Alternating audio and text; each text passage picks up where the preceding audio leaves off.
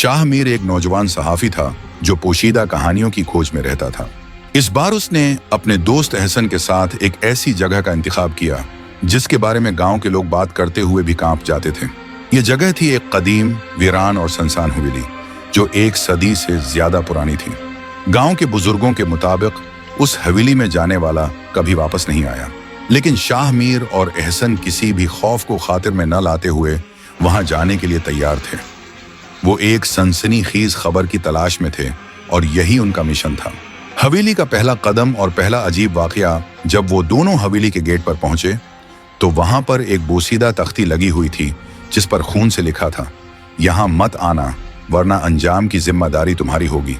एहसन ने शाह मीर की तरफ देखा और हंसते हुए कहा, यह जरूर किसी ने डराने के लिए लिखा होगा। शाह मीर ने गेट को धक्का दिया तो गेट खुद ब खुद चरचराते हुए खुल गया। अंदर दाखिल होते ही उन्हें ठंडी हवा का झोंका महसूस हुआ, जैसे किसी ने उनका इस्तकबाल किया हो। वो दोनों अंदर बढ़ गए, लेकिन हर कदम के साथ उनके दिल की धड़कन तेज होती जा रही थी। इस हवेली के बारे में कहा जाता था कि यह किसी जमाने में नवाब करीमुद्दीन की मलकियत थी, जो अपनी दौलत और गुरूर के लिए मशहूर था। इसके 3 बेटे और 1 बेटी थी, लेकिन अचानक एक रात पूरी फैमिली लापता हो गई। लोगों का कहना था कि वो किसी मनहूस चीज का शिकार हो गए थे, लेकिन किसी ने उनकी लाशें नहीं देखी। हवेली के अंदर जाते ही दीवारों पर पुराने जमाने की तस्वीरें और नवाब के खानदान की पोर्ट्रेट्स लगी हुई थी, जो उन्हें मुसलसल घूर रही थी। एक तस्वीर खुद ब खुद जमीन पर गिर गई। दोनों ने घबरा कर एक दूसरे को देखा, लेकिन आगे बढ़ने का फैसला किया। पहला खौफनाक इंकिशाफ जब वो एक बड़े हाल में दाखिल हुए तो वहां एक पुरानी लकड़ी की मेज रखी थी जिस पर गर्द की मोटी तह जमी हुई थी। मेज पर रखी एक किताब खुद ब खुद खुल गई। शाह मीर ने जब किताब को गौर से देखा तो उस पर नवाब करीमुद्दीन का नाम लिखा हुआ था। शाह मीर खां, तुम्हें यहां नहीं आना चाहिए था। ये अल्फाज देखकर दोनों दोस्तों की रीढ़ की हड्डी में सर्द लहर दौड़ गई। शाह मीर ने संजीदा लहजे में जवाब दिया, ये कैसे मुमकिन है? किसी ने मजाक किया है। एहसन ने कांपती आवाज में कहा, ये कोई आम जगह नहीं है एहसन, कुछ ना कुछ गलत हो रहा है, हमें मेहतात रहना होगा। रात का खौफनाक लम्हा जैसे जैसे वक्त गुजरता गया, हवेली के अंदर का माहौल और ज्यादा अजीब होता गया। इन्हें दीवारों से सरगोशियों की आवाजें आ रही थी। अचानक एक दरवाजा खुद ब खुद खुल गया, जैसे कोई उन्हें अंदर आने की दावत दे रहा हो। हमें यहां से निकल जाना चाहिए शाह मीर, ये जगह वाकई खतरनाक है, एहसन ने अल्तजा की। लेकिन शाह मीर ने हौसला रखा और उस कमरे में दाखिल हो गया। कमरे के अंदर एक कदीम झोला था जो आहिस्ता आहिस्ता खुद ही हल रहा था।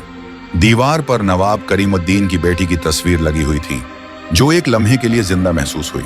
फौरन तस्वीर की आंखों से खून बहने लगा। दरवाजे की कुंडी खुद ब खुद बंद हो गई और कमरे में मुकम्मल अंधेरा छा गया। अचानक एक भयानक औरत की चीख सुनाई दी जो कानों के पर्दे फाड़ देने वाली थी। शाह मीर और एहसन दीवार के साथ लग गए। उनके जिस्म पसीने से शराबुर हो गए। कमरे में रोशनी लौटी तो उनके सामने एक साया खड़ा था।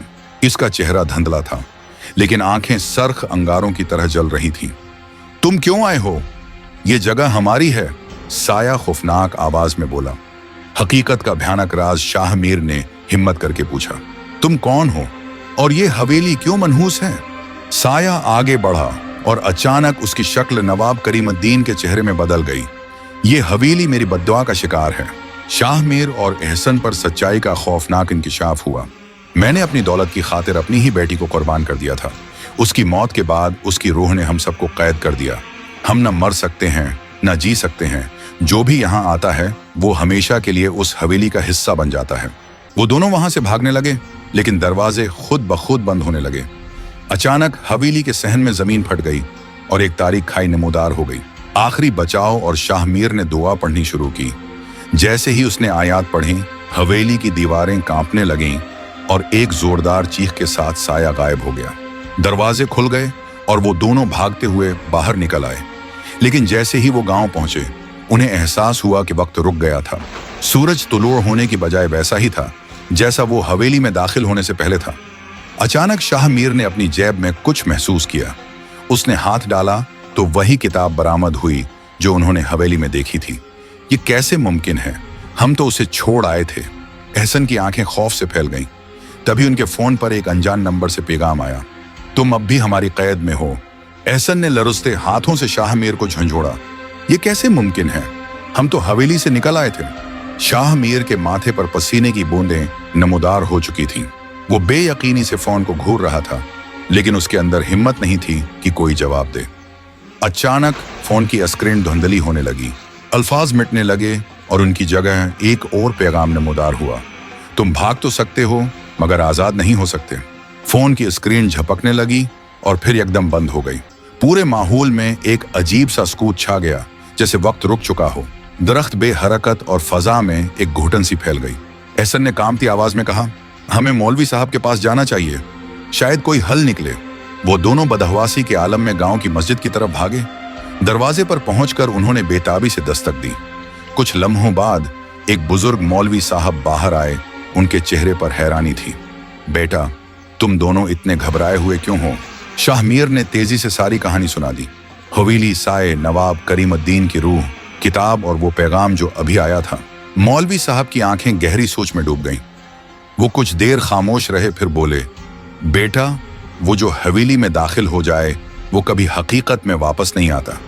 तुम दोनों भी शायद वहां से जिस्मानी तौर पर निकल आए हो, मगर रूहानी तौर पर अब भी वहीं कैद हो। एहसन ने कांपते लहजे में पूछा, मगर उसका कोई हल, कोई रास्ता? मौलवी साहब ने आसमान की तरफ देखा और बोले, बस एक ही रास्ता है। वो किताब जिसे तुम अपने साथ लाए हो, उसे इसी जगह वापस रखना होगा जहां से ये खुली थी, और ये काम तुम्हें सूरज निकलने से पहले करना होगा, वरना तुम हमेशा के लिए हवेली के हिस्से बन जाओगे।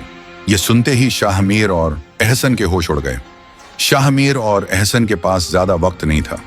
उनकी सांसें बेतरतीब हो चुकी थीं, लेकिन वो जानते थे कि अगर किताब को वापस न रखा तो वो कभी हकीकत में वापस नहीं जा सकेंगे। मौलवी साहब ने उन्हें मुकद्दस आयात दें और नसीहत की, जब तक तुम हवेली में हो मुसलसल ये आयात पढ़ते रहना, वरना वो साया तुम्हें फिर से कैद कर लेगा। रात का वक्त था। दोनों दोस्त हचकचाते हुए दोबारा इस मनहूस हवेली की तरफ रवाना हो गए। जैसे ही वो दरवाजे के करीब पहुंचे, हवेली पहले से भी ज्यादा सुनसान और सर्द महसूस हो रही थी। दरवाजा खुद ब खुद चरचराते हुए खुल गया, जैसे किसी ने उनके आने का इंतजार किया हो। वो दोनों धीरे धीरे अंदर दाखिल हुए।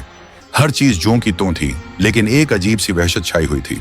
हवेली की दीवारों से सरगोशियों की आवाजें आने लगीं। झूला फिर से हिलने लगा और वही खून से रुती तस्वीर दीवार पर नमूदार हो गई। जल्दी करो एहसन, शाह मीर ने कपकपाती आवाज में कहा। एहसन ने कांपते हाथों से किताब को उस मेज पर रख दिया जहां से उन्होंने उसे उठाया था। जैसे ही किताब अपनी जगह वापस गई, अचानक पूरी हवेली लरिजने लगी। दरवाजे जोर से खड़खड़ाने लगे, एक जोरदार चीख गूंजी और जमीन हिलने लगी। शाह मीर ने एहसन का हाथ पकड़ा। भागो! वो दोनों पूरी कुव्वत से भागे और जैसे ही गेट से बाहर निकले, एक धमाके के साथ हवेली की तमाम खिड़कियां और दरवाजे बंद हो गए। अंदर से एक भयानक चीख की गूंज सुनाई दी और फिर मुकम्मल खामोशी छा गई। दोनों ने पीछे मुड़कर देखा। हवेली ज्यों की त्यों खड़ी थी, लेकिन अब वहां से कोई सरगोशी नहीं आ रही थी। क्या सब खत्म हो गया? एहसन ने धीरे से कहा। पता नहीं, शाह मीर ने हानपते हुए जवाब दिया। वो दोनों खामोशी से गांव की तरफ चल दिए, लेकिन दिल में एक ही सवाल था, क्या वो वाकई आजाद हो चुके थे या फिर कोई और खेल अभी बाकी था?